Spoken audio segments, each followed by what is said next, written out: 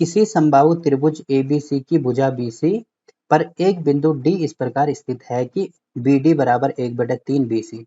तो सिद्ध कीजिए कि 9AD स्क्वायर बराबर होगा 7AB स्क्वायर। अब देखो इसमें स्टार्टिंग में दिया है कि कोई समबाहु त्रिभुज है ABC। तो सबसे पहले यहाँ पे कोई समबाहु त्रिभुज बना देंगे इस प्रकार से। अब देखो समबाहु त्रिभुज तो आप लोगों को पता ही होगा कि ऐसा त्रिभुज जिसकी सारी भुजाएं आपस में बराबर होती हैं, क्योंकि सम का मतलब होगा समान, बाहु मतलब भुजा, मतलब सारी भुजाएं समान होंगी। ठीक है, तो ये मैंने कोई समबाहु त्रिभुज बना दिया। इसमें दिया है भुजा BC, मतलब ये वाली जो भुजा हमें यहाँ पे दी है, इस पर एक बिंदु D, यहाँ पे कहीं पे भी एक पॉइंट हो सकता है D, इस प्रकार स्थित है कि जो BD की वैल्यू है, मतलब कोई पॉइंट D इस प्रकार से हमें लेना है कि जो BD की वैल्यू है वो 1/3 BC के बराबर है। तो 1/3 BC के बराबर मतलब अगर मैं इसको इधर लेके जाता हूँ तो जो BC बराबर हो जाएगा वो 3BD के होगा।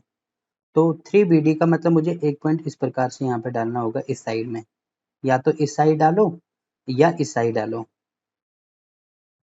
कहीं पे भी हम डाल सकते हैं, बस ऐसे डालना होगा कि जो BC है वो 3BD का आए। मतलब अगर मैं इसको BD लेता हूँ, इसको भी BD लेता हूँ, इसको भी BD लेता हूँ, तो ये तीनों आपस में बराबर होने चाहिए। ठीक है, तो हम पॉइंट कहीं पे भी ले सकते हैं। मान लीजिए पॉइंट मैं यहाँ पे लेता हूँ, तो फिर मुझे इनको मिटाना पड़ेगा यहाँ से। आप इधर भी ले सकते हैं, मैंने इधर ले लिया। ठीक है, तो कोई पॉइंट D हमने ले लिया।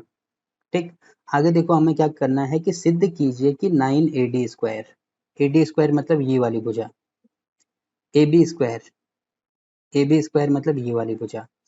अब देखो इसको मैं कैसे सिद्ध करूंगा। देखो ये वाले त्रिभुज से बाकी और तो मुझे कुछ भी नहीं मिल रहा है, इसका मतलब यहाँ पे मुझे एक समकोण त्रिभुज तो बनाना ही होगा। तो समकोण त्रिभुज के लिए मैं क्या करूंगा, यहाँ से एक लंब डाल दूंगा इस प्रकार से।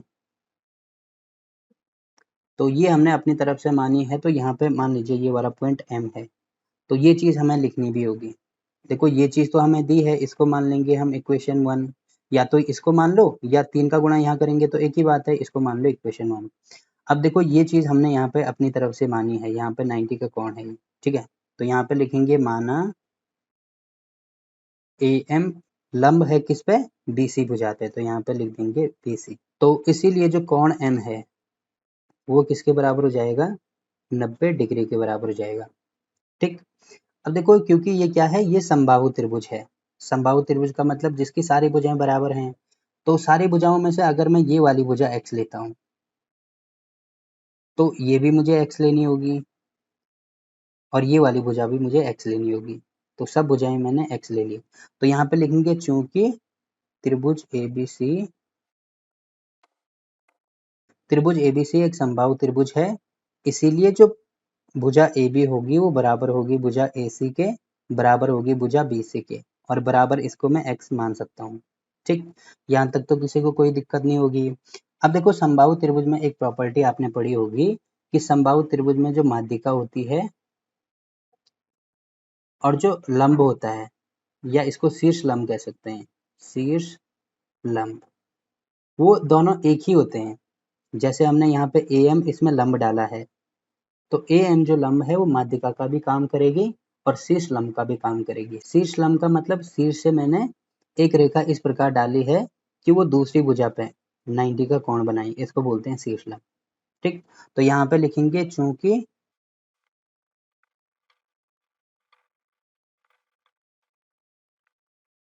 तो यहाँ पे लिखेंगे चूंकि समबाहु त्रिभुज में शीर्ष लंब तथा माध्यिका एक ही होते हैं, अतः तो माध्यिका क्या करती है, जिस भुजा पर माध्यिका डाली जाती है उस भुजा को दो बराबर भागों में विभाजित कर देती है। मतलब जितनी दूरी यहाँ से लेकर यहाँ तक होगी उतनी ही दूरी यहाँ से लेकर यहाँ तक होगी। तो यहाँ पे मैं कह सकता हूँ कि जो BM बराबर है वो MC के होगा। ठीक, BM बराबर MC। और आप यहाँ पे देख रहे होंगे कि जो BC की वैल्यू है वो किसके बराबर है, BM प्लस MC के है। तो यहाँ पे लिख देंगे BM प्लस MC।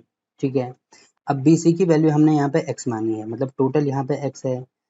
तो जो BM है उसको मैं क्या लिख सकता हूँ, MC की जगह पे BM लिख सकता हूँ। तो यहाँ पे हो जाएगा 2BM। तो x बराबर होगा 2BM, मतलब BM की वैल्यू हो जाएगी x/2। तो जितनी दूरी टोटल यहाँ से यहाँ तक x है, तो यहाँ से लेकर यहाँ तक x/2 होगी। वैसे ही यहाँ से लेकर यहाँ तक भी x/2 होगी, तो यहाँ पे हो जाएगा x/2। ठीक, तो ये सारी चीजें इसमें फिलहाल ये होगी। अतः यहाँ पे क्या लिख देंगे, जो bm होगा वो बराबर होगा mc के, और ये बराबर किसके होंगे, x/2 के। तो इतनी चीजें होगी। अब देखो हमें सिद्ध क्या करना है, यहाँ पे लिखेंगे सिद्ध करना है, सिद्ध करना है 9AD² बराबर 7AB²। तो देखो ये वाले त्रिभुज में AD कहाँ पे आ रहा है, A और D, A और D यहाँ पे आ रहा है। तो यहाँ पे देखो समकोण त्रिभुज कौन सा बन रहा है, अगर मैं AD की बात करूँ तो इसके लिए समकोण त्रिभुज ये वाला बन रहा है, मतलब AMD समकोण त्रिभुज बन रहा है।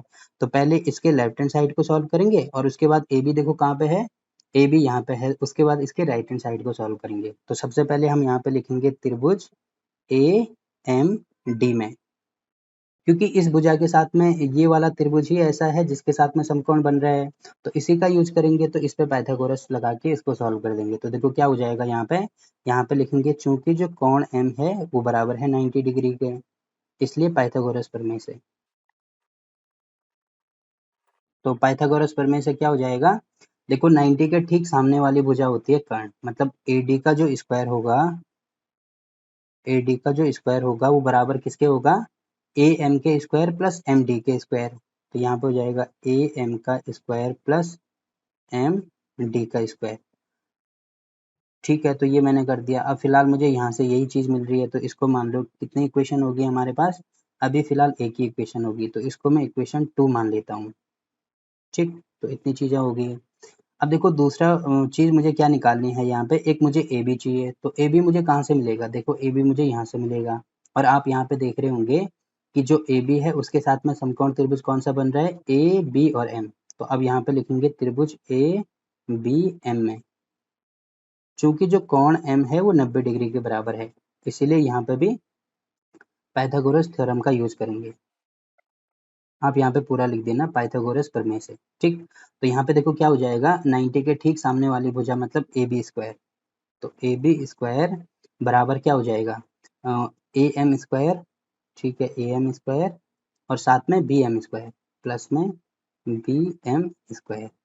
ठीक है, अब देखो यहाँ से जो वैल्यू मुझे पता है वो वैल्यू मैं यहाँ पे रखना शुरू कर देता हूँ। जैसे कि ए बी की वैल्यू मुझे पता है x के बराबर है, तो ये वाला हो जाएगा एक्स स्क्वायर बराबर ए एम। देखो ए एम मुझे नहीं पता है, तो इसको मैं ए एम स्क्वायर ऐसे ही रहने देता हूँ, प्लस बी एम की वैल्यू मुझे पता है x/2 है, तो ये हो जाएगा x/2 का होल स्क्वायर। ठीक है, अब देखो क्या हो जाएगा, इसको सॉल्व करेंगे तो ये हो जाएगा x square into A M का स्क्वायर प्लस में, अब स्क्वायर यहाँ भी होगा यहाँ भी होगा, तो ऊपर होगा एक्स स्क्वायर और बटे में होगा 4। अब देखो अगर मैं इसको इधर लेके आता हूँ तो यहाँ पे क्या बचेगा, x square minus x square upon 4 बराबर हो जाएगा ए एम का स्क्वायर। ठीक है, अब इसको सॉल्व करेंगे तो यहाँ पे कुछ नहीं है तो 1 मानेंगे, तो इसको सॉल्व करने के लिए हर समान करने पड़ेंगे, तो 4 से ऊपर नीचे गुणा कर दिया, तो ये हो जाएगा 4x square minus x square upon में 4, तो बराबर हो गया ए एम स्क्वायर के। तो यहाँ पे कितना हो गया, ये 3x स्क्वायर अपॉन 4 बराबर हो गया ए एम स्क्वायर के। तो ए एम स्क्वायर की वैल्यू इसके बराबर आ गई। तो आप देख रहे होंगे समीकरण 2 में देखो ए एम है, और क्योंकि मुझे यहाँ पे क्या चाहिए, जो सिद्ध करना है उसमें कहीं पे भी ए एम नहीं आ रहा है, मतलब मुझे यहाँ पर ए एम हटाना होगा। तो यहाँ पे लिखेंगे ए एम का मान समीकरण 2 में रखने पर, तो इसको मैं यहाँ पे लिख रहा हूँ। ठीक है, इसके बाद आप यहाँ पे लिखेंगे, मैं यहाँ लिख रहा हूँ, इसके बाद आप नीचे लिखेंगे कि ए एम का मान, ए एम नहीं ए एम स्क्वायर का मान समीकरण 2 में रखने पर। अब समीकरण 2 में इसका मान रखेंगे तो यहाँ पे हो जाएगा ए डी स्क्वायर बराबर ए एम स्क्वायर की वैल्यू है 3x स्क्वायर अपॉन 4 प्लस ये हो जाएगा एम डी स्क्वायर। ठीक है, अब देखो एम डी स्क्वायर तो मुझे यहाँ पे नहीं चाहिए, तो एम डी स्क्वायर को भी मुझे यहाँ से हटाना होगा।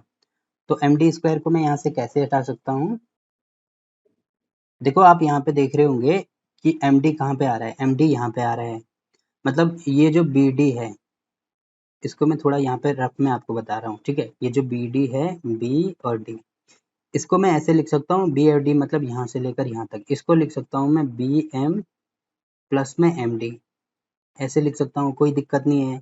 और आप इक्वेशन 1 में देख रहे होंगे कि जो बी डी की वैल्यू है वो किसके बराबर है, BC के बराबर है, मतलब 1/3 BC के बराबर है। इसको अगर मैं नीचे लेके जाता हूँ तो यहाँ पे हो जाएगा 1/3 BC।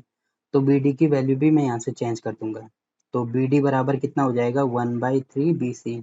ठीक है, अब इस BM को इधर लेके आओ तो ये हो जाएगा माइनस में BM बराबर ये हो जाएगा MD। ठीक, तो MD की वैल्यू इसके बराबर हो जाएगी।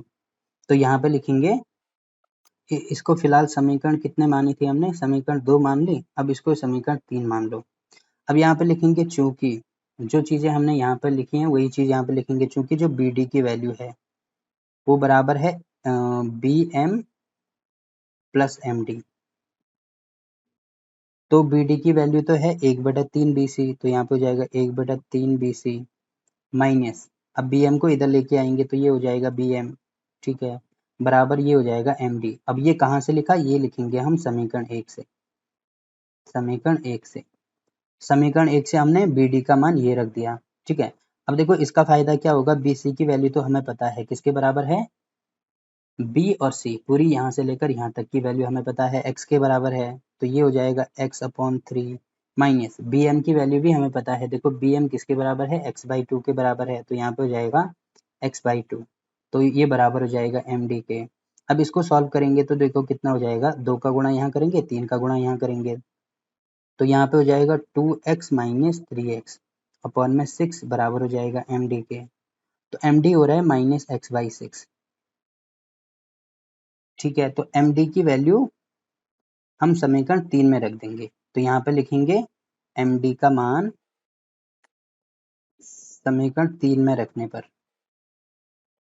अब समीकरण 3 है हमारे पास AD का स्क्वायर बराबर 3x² अपॉन में 4 माइनस ये हो जाएगा क्योंकि यहाँ पे MD स्क्वायर है तो देखो इसका भी स्क्वायर मुझे करना होगा, तो यहाँ पे स्क्वायर करेंगे तो इसका भी स्क्वायर होगा और इसका भी स्क्वायर होगा, तो पहले यहाँ पे स्क्वायर कर दो, तो ये हो जाएगा यहाँ पे x² बटे में 36 बराबर ये हो जाएगा MD का स्क्वायर। ठीक, तो MD का स्क्वायर आ रहा है x² अपॉन में 36 के बराबर, तो यहाँ पे लिखेंगे MD स्क्वायर का मान समीकरण 3 में रखने पर, तो ये हो गया। अब देखो इसको सॉल्व करेंगे तो ये कितना हो रहा है, यहाँ पर 36 है तो यहाँ पे भी मुझे 36 बनाना होगा, तो यहाँ पे करेंगे 9 का गुणा, फिर यहाँ पे भी 9 का गुणा होगा, तो AD का स्क्वायर बराबर हो जाएगा यहाँ पे 9 के 27 x² माइनस x² बटे में कितना हो रहा है ये देखो ये माइनस नहीं होगा क्योंकि ये क्या है, हाँ ये प्लस में है तो यहाँ पे भी प्लस होगा, ये प्लस है ये भी प्लस है, तो यहाँ पे हो जाएगा 36। अब इसका गुणा यहाँ करेंगे तो ये हो जाएगा 36 AD² बराबर 27 और 1 28 x²। अब इसको किससे काट सकते हैं, इसको मैं 4 से काट सकता हूँ, तो यहाँ पे होगा 9 और यहाँ पे होगा 7, तो ये हो जाएगा 9 AD का स्क्वायर बराबर होगा 7x²। अब देखो मुझे शो क्या करना है, शो करना है मुझे 9 AD² बराबर 7 AB²। तो AB की वैल्यू किसके बराबर है, जैसे आप यहाँ पे देख रहे होंगे कि AB की वैल्यू किसके बराबर है, x के बराबर है, मतलब जहाँ पे x है वहाँ पे मैं AB लिख सकता हूँ, तो ये हो जाएगा 9 AD² बराबर 7 AB², और ये हमने शो करके दिखा दिया। ठीक, तो लास्ट में लिख देना हैंस प्रूफ्ड। इतनी सारी चीज़ें इसमें हम करेंगे। अब देखो एक दो बार अगर इसकी प्रैक्टिस आप करेंगे तो बड़ी आसानी से ये चीज़ें आपके समझ में आ जाएंगी।